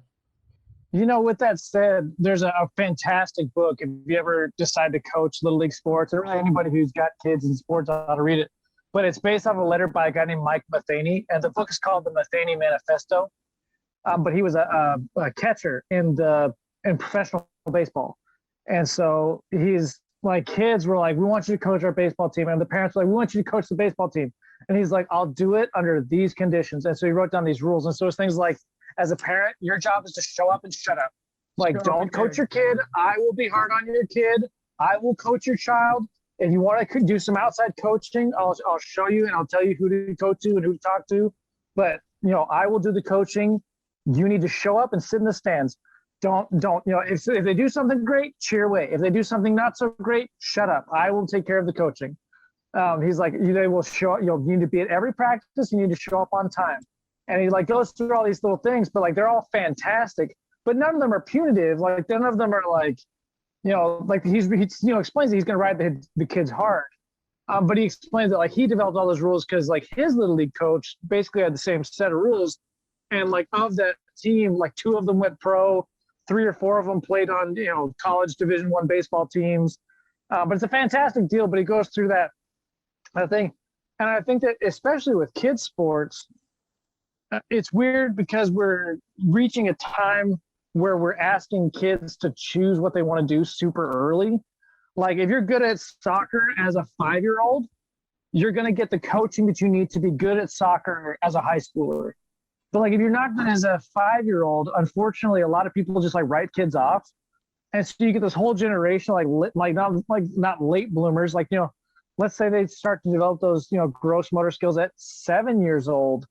You know, they could still be a fantastic high school, but because they started late getting that coaching, a lot of them won't make it. So it's super weird to see like how that develops in our society right now. Like we expect kids to be good at stuff super early. And I don't think that's necessarily fair to everybody that, unless they blooms a little bit later. Yeah, and we're just handing out participation trophies left and right too, which is like kind of sending the wrong signals at a certain level. I get it at a young age. Yeah. At a certain which is point, weird too, because like, I mean, we hand out participation medals at like 50Ks. And I'm like, you know, okay, you run a 50K, yeah, I don't care. You get a participation medal. I don't care if you finish first or last. Like you ran a freaking 50K. But yeah, I go show 5Ks. I'm like, yeah, I don't want a medal. Let's just throw it. I'm good. I did. Right. Yeah, exactly. So it should be. Yeah. What were you going to say? Play, I was just saying, I agree. I think not everyone gets a trophy. Yeah. Yeah, I think it's a weird thing, man. Like, I know adults that want participation trophies, and that weirds me out. Like, I know, you know, I mean, people in their like 50s and 40s, you know, 40, 50, 60s, they're like, yeah, like I did this thing, I got my finisher's medal. And I'm like, I mean, it's a finisher's medal, it's a participation trophy. Like, it's not, like, for as much as people bitch about participation trophies, I know a bunch of people that have like walls of finisher medals. And I'm like, cool, like you did a thing, like good for you, but that's not. At a certain age, when you get like up into the older age, it's more of like, I'm still alive medal. It's like, I'm still here. Yeah. No, I mean, I look at it as like, you know, memories of doing stuff. So I've got some fun things that I do. I'm actually training for one right now. It's called a Go Ruck Challenge. But it's like, you know, you do this 12 to 15 hour event, and you get a 3x5 patch that you can put on your backpack, basically. And I'm like, I want that. I want to get that thing. But it's, I mean, well, for all intents and purposes, it's a participation medal. You know, if you finish the event, you're gonna get one. Is either the Go Ruck. I'm familiar. This is going to be a big point of the Badass Dads cast, is like dads who can still do this, because the essence of this is, you're a dad, you want to be a great dad, you want to raise your kids right, do it the right way, and you want to come to a community where you can get some answers and talk about some hard subjects. But the essence of it all is like still maintaining that lifestyle of like, I'm not done yet. Just because I'm a dad doesn't mean I can't go out and compete. Doesn't mean I can't go out and do crazy things, you know?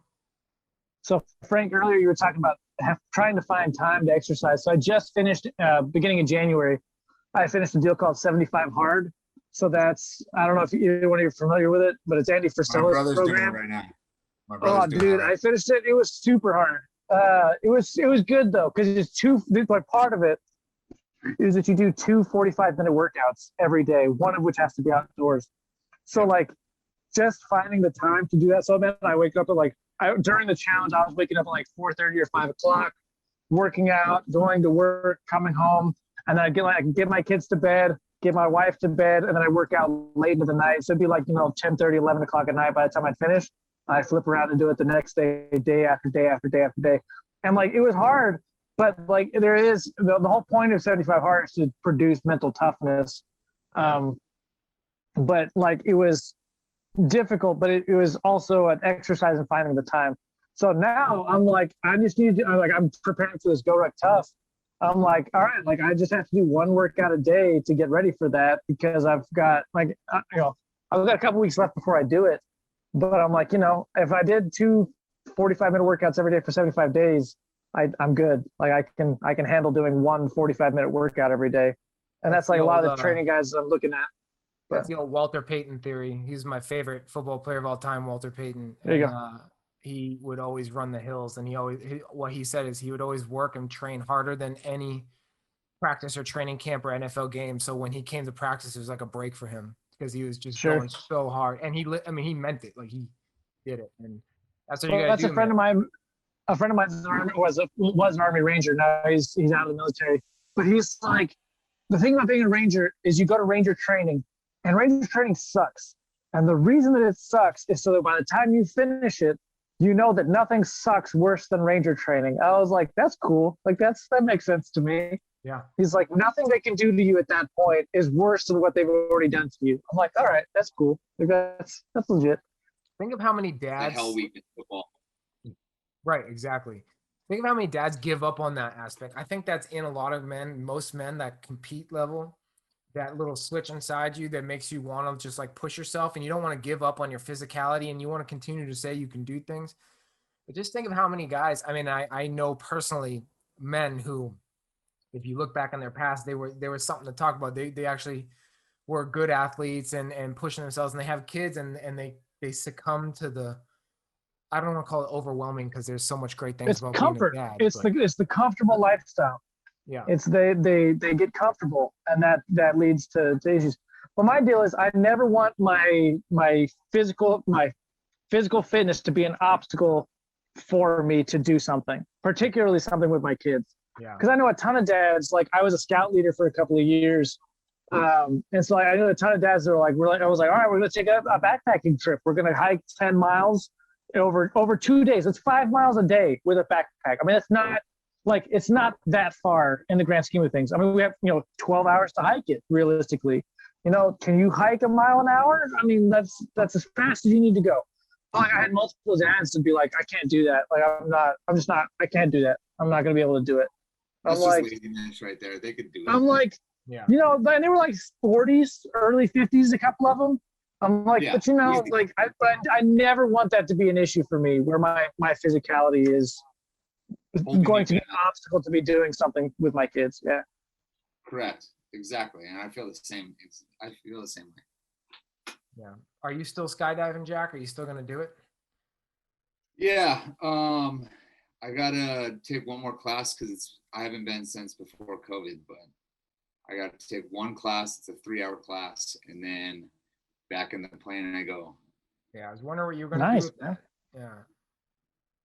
What's that? I was wondering what you were going to do with that, because obviously the risk, but Jack has done so many jumps that he's really comfortable with it now. I mean, I can't speak for you, but I was just wondering where your perspective came on, and like, because we're talking about all these things, like, because Christopher's turning out to be the badass dad. He's doing all these things, and it's like, that's exactly what I'm talking about, dude. Like, being the scout leader, doing these competitions, dude. That's exactly what this community wants. That's what I want. I want to be doing more shit like that. And Jack's got his skydiving thing, and that's freaking badass too. So, well, it was like last year about this time. It was like a little bit after COVID, so it was like June of last year.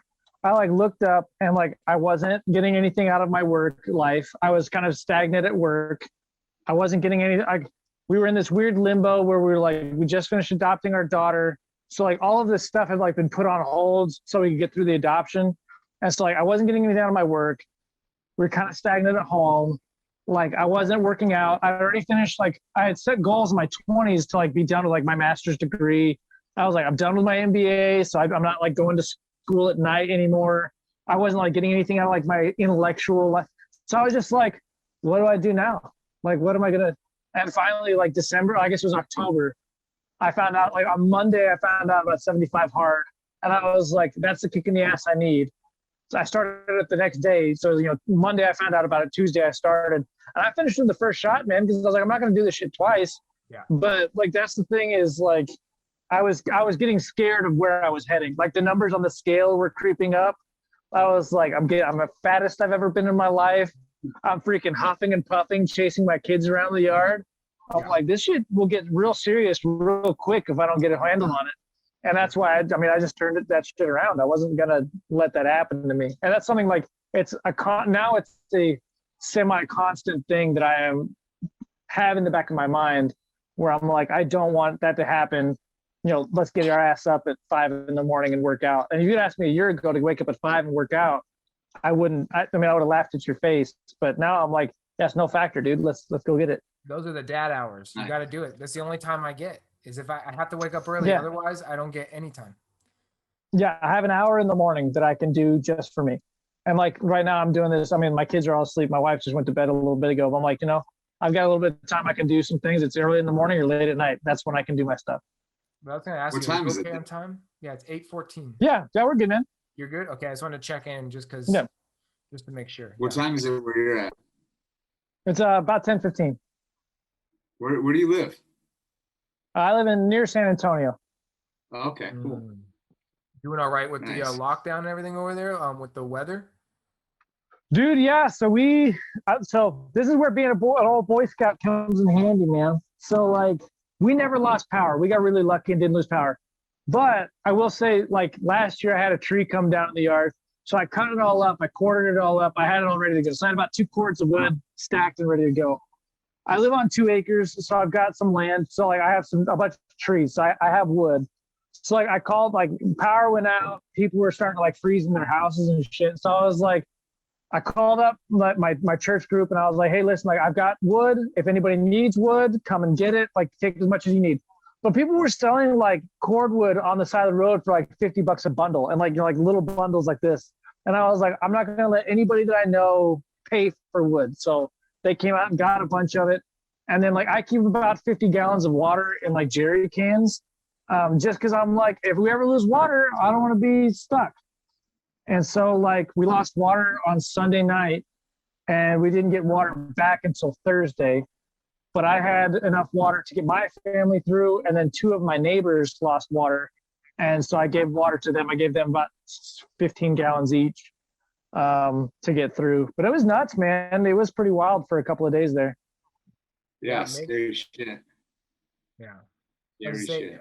On the back end of this whole site and everything, what I want to do is give dads resources. So most of it's not as serious, but I like to, one of the ideas I had is like a dad starter kit, like toolkit to build things at home with their kid, like little projects and stuff, and like some dad DIY stuff. But one of the things I was keen in on, and Jack talked about, we have a whole thing about like what is your weapon of choice in a zombie apocalypse.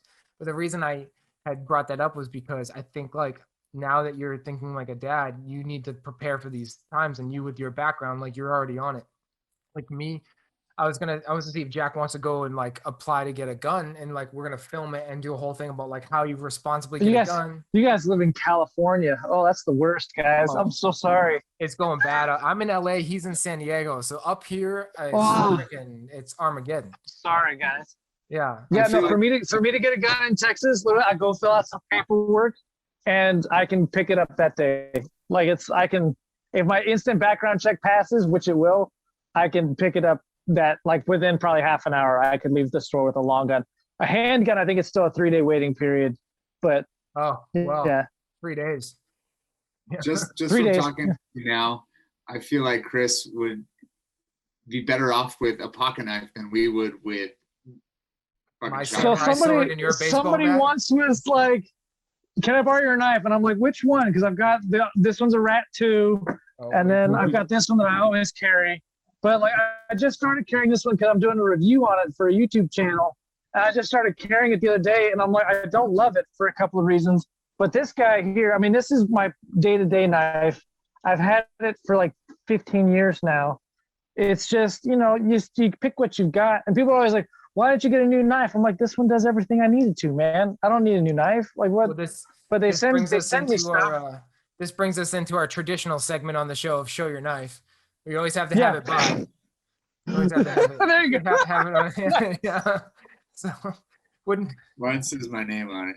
Yeah, I got. There I you just got the go. Home Depot status. The DeWalt There you go. Home Depot. Just Rocking that, dude. utility. Yeah. No, it's The- yeah, getting the guns a lot For easier in Frankie, Texas, and that's something I'm grateful for. Yeah. What was that, Jack? First I was saying that I think Chris would be better off with just a pocket knife than we would be shotguns in a zombie apocalypse. That guy is just badass.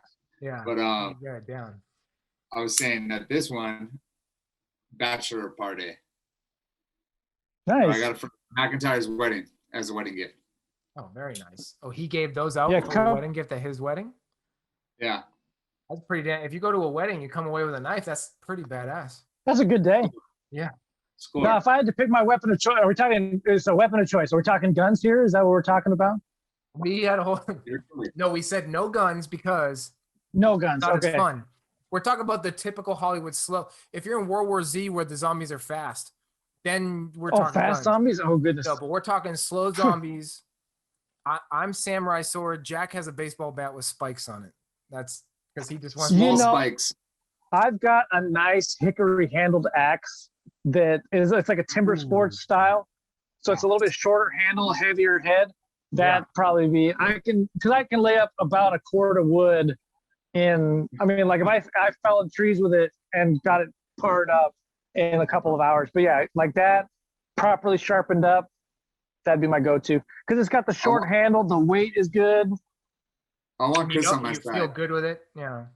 Like I feel good with it. I've swung it enough that I'm confident with it. You know, I've fallen trees with it, so it's good now. Either that or the chainsaw. I've got a Stihl MS-251 in there, so that's a good saw. That's solid choices. Do you feel comfortable? Maybe have both because eventually you're gonna have to throw the axe. 'Cause you have to Well, the get a problem kill is that way. apocalypse is the gas. I mean, you're gonna have to the fuel, and then you got to maintain the chain. Like, there's just a lot that can Right. go wrong with a chainsaw versus the axe. Is just, you know, it's the classic melee weapon, right? So I'm going samurai sword because that shit's durable to a point. Unless because zombies aren't gonna have anything come back on that. It's fast. I just feel like it would break. I don't know. I feel like you'd break the blade on something. You become one with the blade, and then it's really Kill Bill style. You threw the blade. Sure, I've never man. actually swung one, so I'm talking shit. I was like, whatever you say, dude. Sure. I've never- no. That shit breaks the first swing. Yeah, you would find This me is like like the- apocalypse throwing rocks and shit. So, Nice. That's the thing. It's apocalypse. You know who's going to be the survivor? The little old lady, like my next door neighbor. She's 87 years old. I called her up to make sure that she was okay when the snow hit here. And she has a well on her property and propane. And so she's like, no, what's happening? And I'm like, Sophie, like there's like people lost power. And she's like, oh, well, I never lost power. So everything's been fine here. I'm like, okay, just making sure, Sophie, you okay? Yeah, I've got water and propane, so I'm good. yeah, she's made it this far. Like, She's figured out how to live. That's who's going to survive in a zombie apocalypse. She's just going to stay home for 30 days until it all blows over. Sophie's a badass. Yeah, so Sophie just- is a badass. She'll probably She's just- old school survival. She'll blend So as in long as she keeps the doors locked, she's good. with- Zombies will just think that she's one of them. right, exactly. There you go. Yeah. But that was, So it was just- a fun segment that we had just talking about that because it's like it just goes into the survival mode of being a dad. Like now all of a sudden you got something to really think about. Like before you were just bravado and cocky and just thinking about yourself. So if you got in a fight and got hurt, it's just you. But now it's like the real serious factor of like you have protection. So that's the serious conversation of that whole thing was, do we get a gun? The pandemic has made us look a lot closer at that because I'm not anti-gun so much as I am anti a lot of other people having guns. Like it's Sure. the whole way that the whole conversation around guns. Responsible people with it is a different conversation, but just If you thinking want, about protecting your kid and things like that. If you want a really fantastic book that talks a lot about that kind of stuff, there's a book called Sentinel by Pat McNamara. And the subtitle is Becoming the Agent in Charge of Your Own Executive Protective Detail. But his whole shtick in the book is he was a former Delta Force guy. And so after when he was in Delta and after Delta, he was in charge of like VIPs. So Delta, I always wanted to be a Navy SEAL when I was a kid, and still love the Navy SEAls. Which one do you think is higher? Is it Delta or Navy SEAL? They're different tools in the toolbox, I think. That's Good my answer. opinion of it. You're gonna be president one day, Christopher. That was a good answer. Well, because here's the deal: like Delta, their whole shtick is going behind enemy lines and helping the CIA accomplish their mission. SEALs is all about quick in and extracts and high performance missions.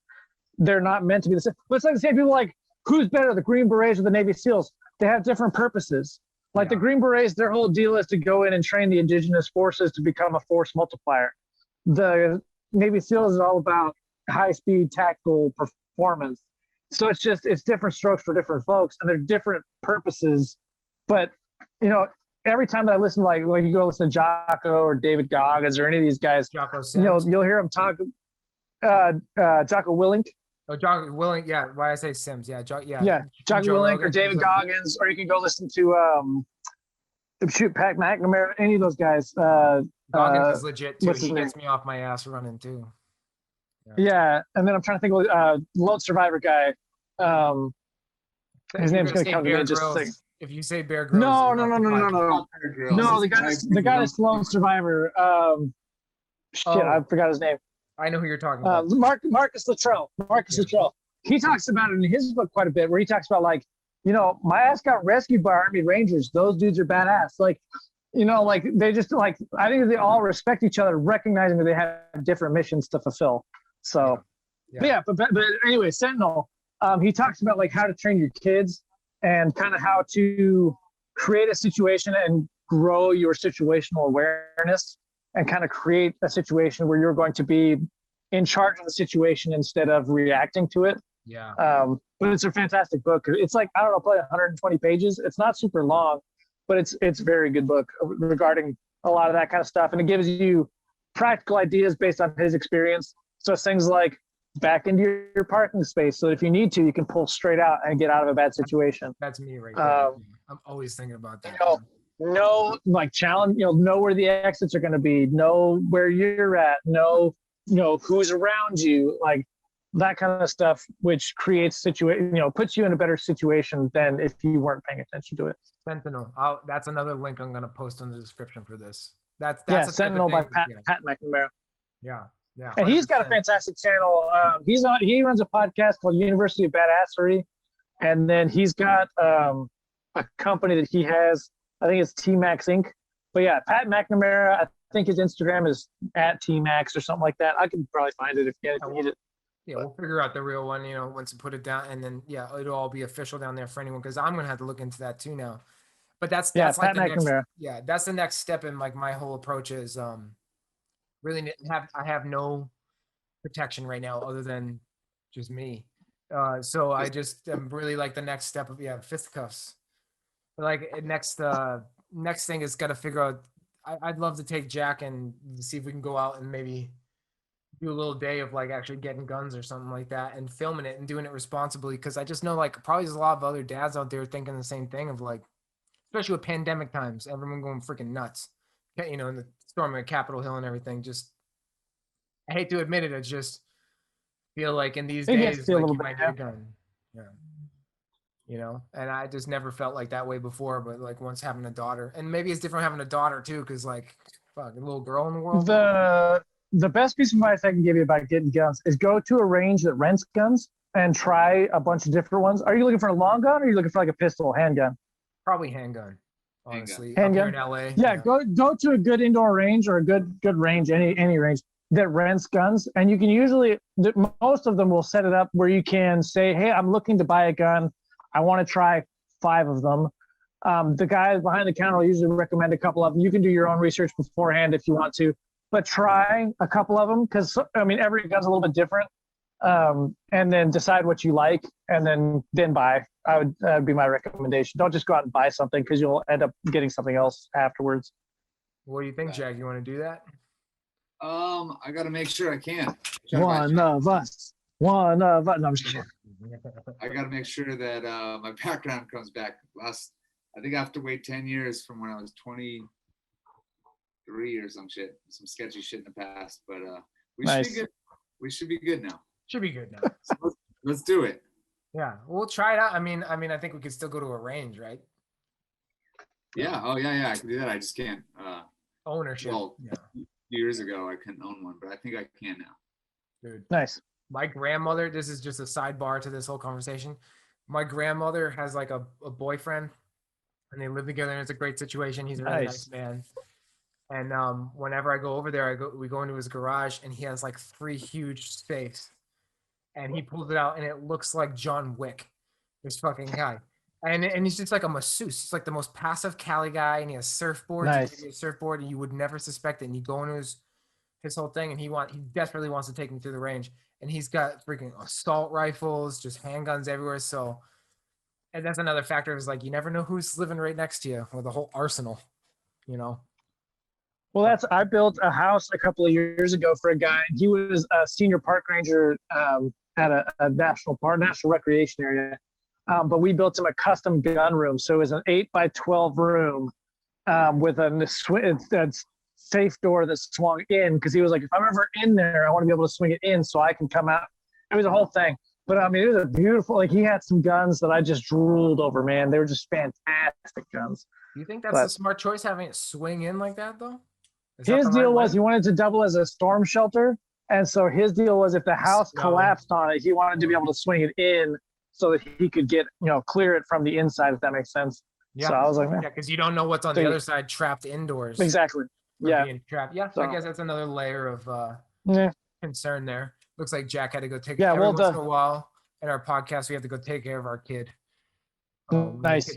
No, the actual build space itself, it was 36-inch reinforced concrete, double reinforced with rebar, epoxy coated rebar. So I mean, that room wasn't going anywhere. It would have stopped. I mean, a tornado couldn't have got it out of the ground. Yeah, you can't do that out here in LA, man. There's no land.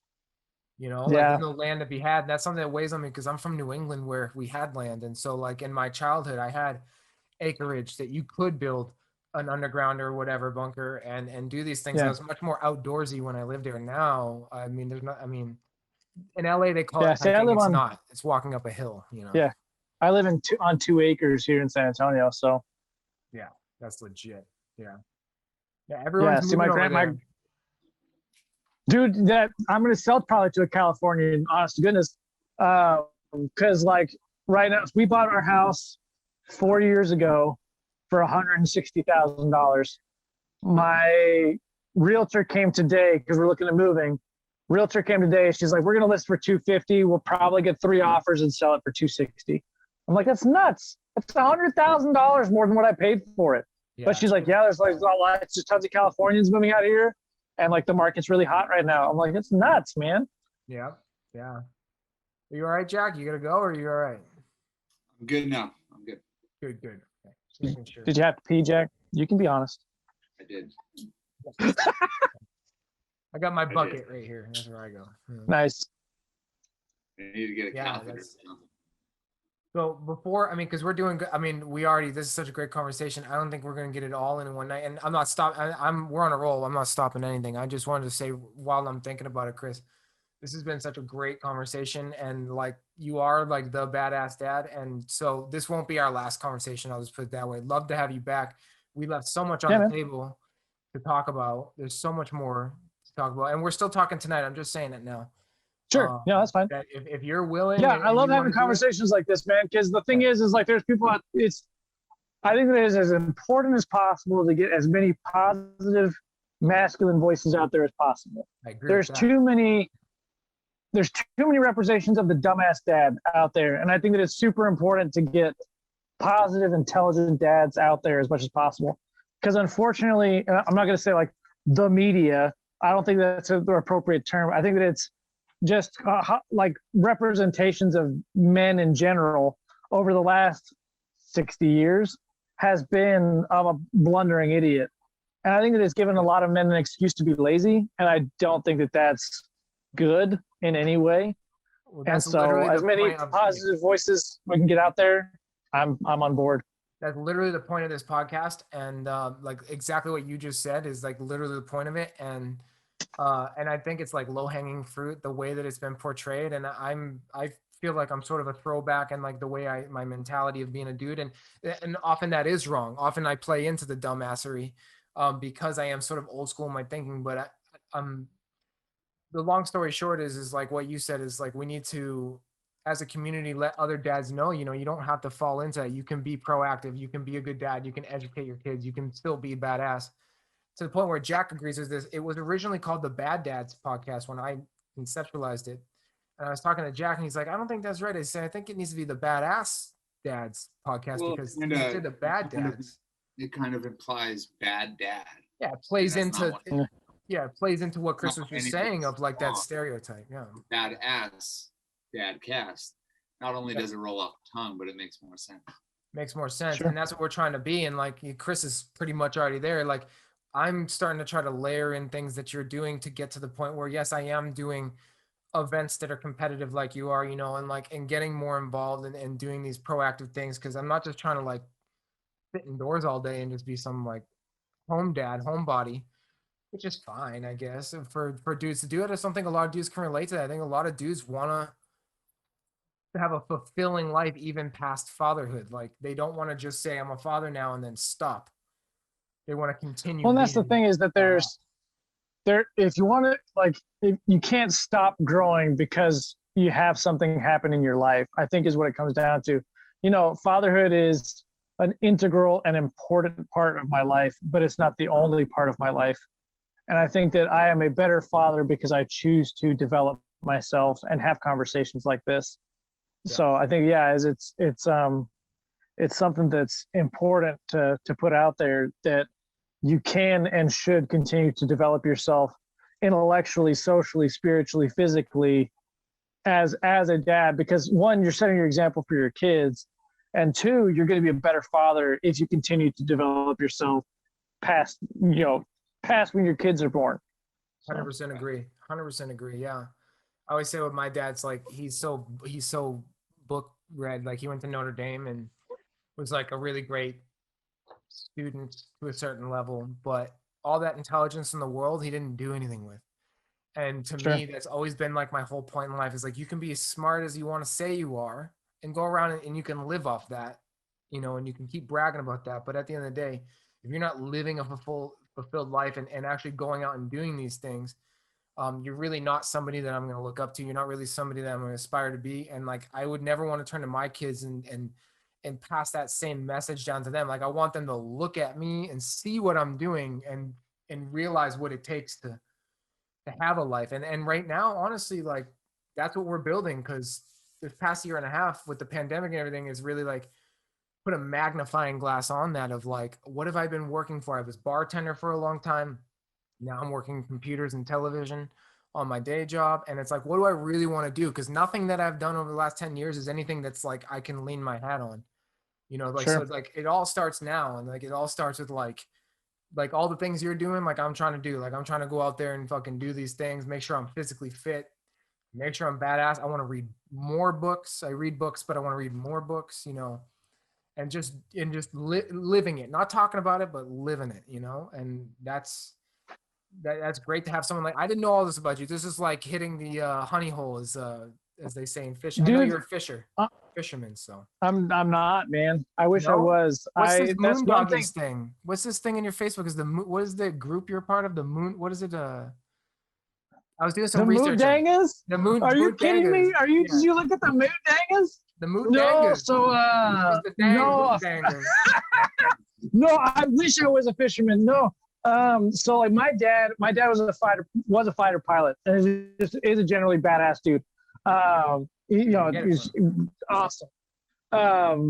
But no, the Moondangas. No, there was a YouTube video, and I want to just call like the most Aussie 2 minutes in television or something Look like at you that. holding your spark starter. Look at you holding your flint in your hand. It's on the Badass table. for 1 second. It's on the table, and I fidget. I'm sorry. It's good. I might It's a have good to start fidget a toy. fire right now. You might have to start a fire.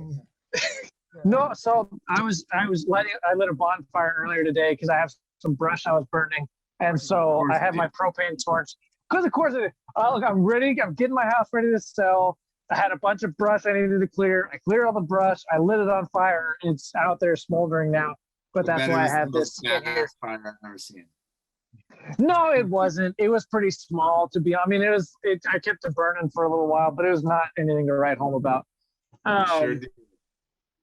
But yeah, so I'm just fidgeting with it now because it was in my pocket and I put it on the table and now I'm just like, anyway. So Dad was the final pilot. No, the Mood Dang is that was a YouTube video, and the Mood Dang is sponsored this dude. They got him a new pair of flip flops or something like that. And I was like, the Mood Dang is, so I went like their Facebook page. I don't think they've done anything with it in a long, long time. But my dad was a fighter pilot. He was not much of a fisherman. And so I think I've been fishing. My dad took me fishing like twice growing up. And it was like, like the little Snoopy rod that you get for like, $7 at the gas station. Like that's what we went fishing with. We did not, like I have friends that go down to the coast and do like deep sea fishing and stuff. And I'm like, that's awesome. But I didn't grow up with that. That's not who I grew up with. Yeah, I was doing my research on you, and you were very tight-lipped on your face. But I mean, who uses Facebook anymore anyway? But your Facebook page is very like limited. There's not a whole lot. And like, so I'm looking at you. Yeah. I don't know much. You got the full beard. You look like you're climbing Mount Everest. And it's just like, so who's this dude? So I would go through like your likes. I'm like, okay, so he likes the rodeo and he likes this Moot Dangas thing. What the you can if you want to get some more info on me, you can follow my Facebook page. So last spring, I guess, before the pandemic, like January, I was like, this is the year. I'm going to start up my backpacking guiding business. I'm going to take some people on some badass camping trips. I'm going to guide some trips. Like, it's going to be awesome. I'm going to do it. So like January, I got my Facebook page put together. February, I booked some people. I was like, hot dog. I'm going to take some people backpacking. I'm going to make some money doing it. Yeah. Hell yeah. And then March, all my trips got canceled because of the pandemic. So I started the YouTube. You're going to do it. I will do it eventually. Yeah, you're going to do it. Well, I'm moving to Utah. So that's like the mecca of backpacking and camping. Like that's just where people go to do that. They're playing the Lakers tonight, by the way. Your Jazz are playing the Lakers right now. I'm not a basketball fan, just FYI. But me either. But yeah, so I started up a YouTube channel instead. So that's Bear Outfitters, BEXAR Outfitters. So I'm on Facebook too, but you can get some more info on me there. I don't have a ton on my Facebook page just because I locked it down after some creepy shit happened on, because people get shit off the internet. And so I'm like, yeah, I don't love that. So I shut that shit down real quick. Yeah, I just didn't want to sound like an idiot talking to you where I just didn't know who you were. So no, you're good, man. Figure it out. The Moot Dang is, that's funny as hell. Yeah, they're a fishing company out of Australia. Yeah, you can go follow them on Facebook. I bet they'd probably get a kick out of that.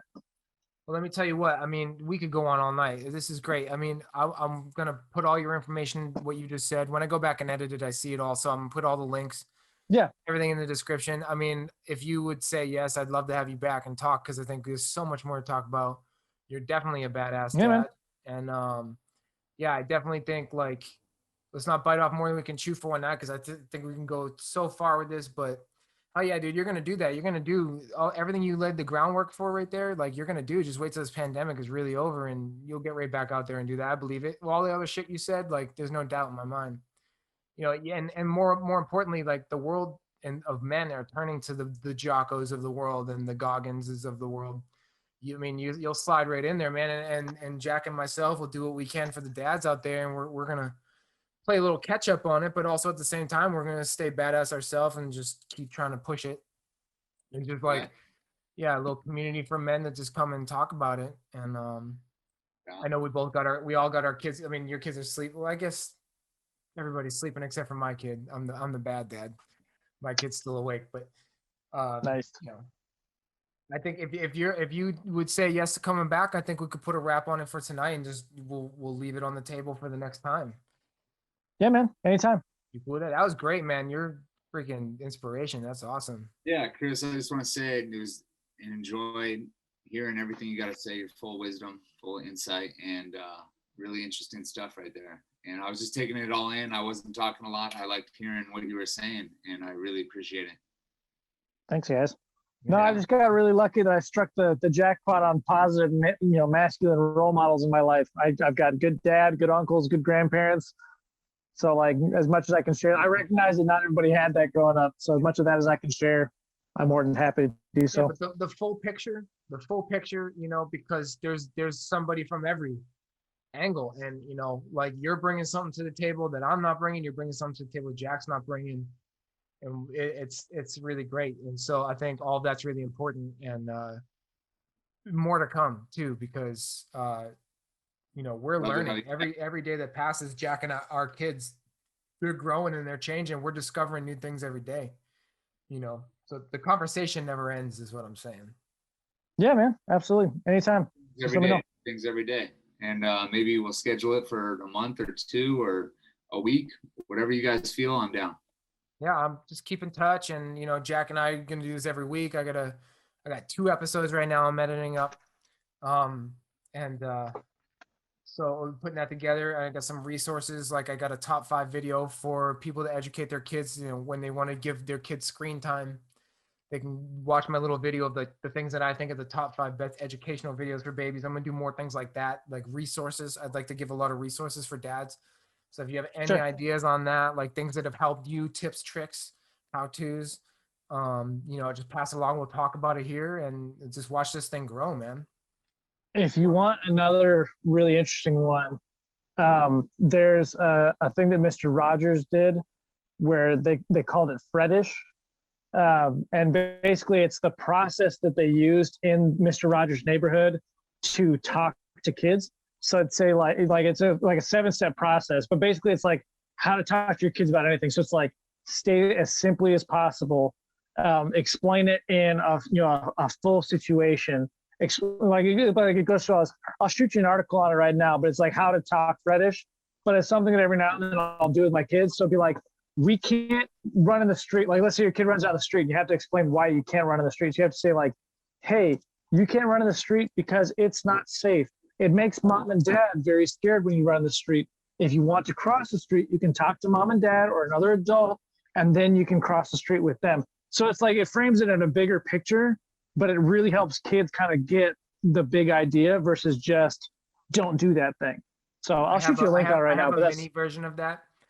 Please do, by the way. I have a mini version of that because Yeah. we got this drawing easel that has a whiteboard Sure. on one side and a chalkboard on the other. nice. And I built it over Christmas Eve for her. And so when it's just like the very minuscule version of what you just said, but when Yeah. she's using the markers, and so she can pull off the caps now. And she'll Sure. draw, and then so she'll walk across the floor with the marker to go color on something else. Yeah, and I say, Yeah. I go, no. I go, when you, and I repeat this one phrase. I go, when you're done with the marker, you put the cap on and you put it on the ledge, because there's this little ledge that you put the. Yeah. And every time Yeah. she stops and she goes and tries to put it on, she's not very good at putting it on. But then Yeah, she'll put it fine on, motor she'll put it skills, on the man. ledge. Yeah, so I just talked to her very like, you know, like you just said, kind of in that Yeah. tone and that cadence, and just like very direct and straightforward. And she gets it. I repeat, I said, when you're done with the marker, and as soon as I say that, she knows exactly where I'm going with it. And then you put it on the ledge, and then she goes, puts it there, and then done deal.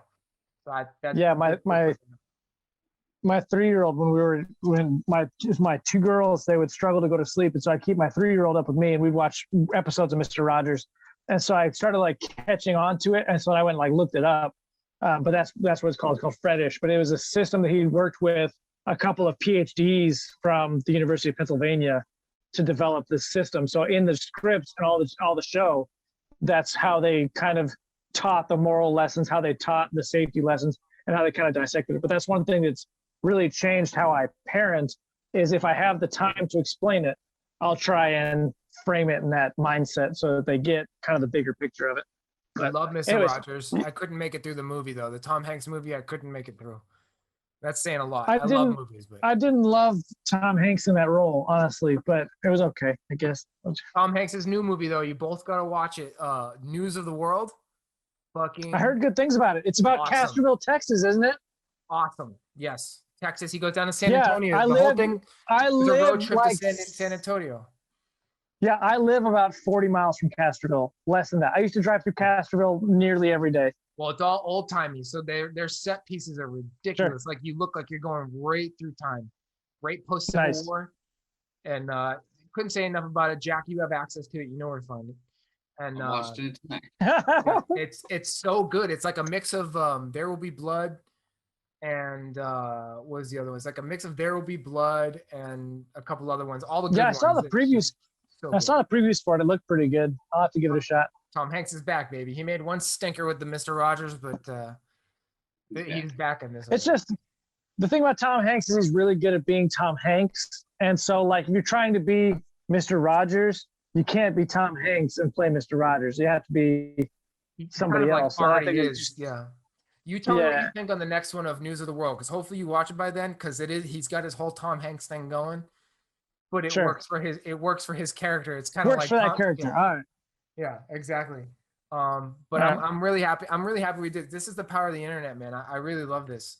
It's fucking great. And right now, another thing I did on the Facebook group right before we leave here is I put out on the dads with daughters. This is why you two haven't seen it, because the stupid dude dads hasn't accepted it yet. They keep blocking all my posts. But I did a fort building challenge, and it went through on the dads with daughters one. So I'm having everyone submit Sure. pictures of their forts they built for their kids, and I'm gonna buy them a case of beer. I'm gonna ship it to them. Nice. So I'm gonna keep doing things like Nice. that. And I'm gonna up the challenges and do these things. But I want to build a survival starter kit. So I'm gonna be asking you about that, Chris. A Yeah, survival man. starter kit. Do you want to just do like do you want to do like a 72-hour kit? Do you want to do like a legit bug out bag? Like how Oh, deep we'll do you want talk to get about with it? We'll talk about it. I want to know what you think first, then we'll talk about it. We'll plan it. Because I want to do All like right. a thing, like I want Shoot to do I'll shoot you a video I did about a little survival tin that I got a couple of years ago. Or I guess it wasn't a year, it was about a year and a half ago now. Yeah, But- please do. Yeah, I won't use it on my site yet unless you give me permission. But no, that's fine. Yeah, I mean, yeah, you can share it wherever you want. Hell yeah. yeah, I but- want to do more of that because I think dads want to know is like a daddy's survival kit. Yeah, because the Seriously, thing not is, like, serious. there's, like you've seen, I'm sure you've seen the little can ones that you can get, like Walmart, I think even sells them. They're Yeah. junk, man. They're not worth getting. And I always like tell people, like, just don't buy them because they're junk. And I go through and kind of talk about why. Like, it's not. But yeah, if you want to build like a legit 72-hour kit or like a bug out kit, like that's something that I can put that together for y'all. Yeah, we'll definitely get easy. into that. Yeah, we'll get into that. Yeah, absolutely. Yeah, just all let me right. know when you guys want to talk again. I'm always down. Oh, I'm gonna be hitting Sounds you up very good. soon, brother. I'm gonna be hitting you up very soon. All right. All Cool. right. So Take it easy, guys. yeah, we'll put a bow on it. We as always, Jack and I always end it with this has been another edition of the Bad Ass Dads. gas. Dads. Yeah, Bad.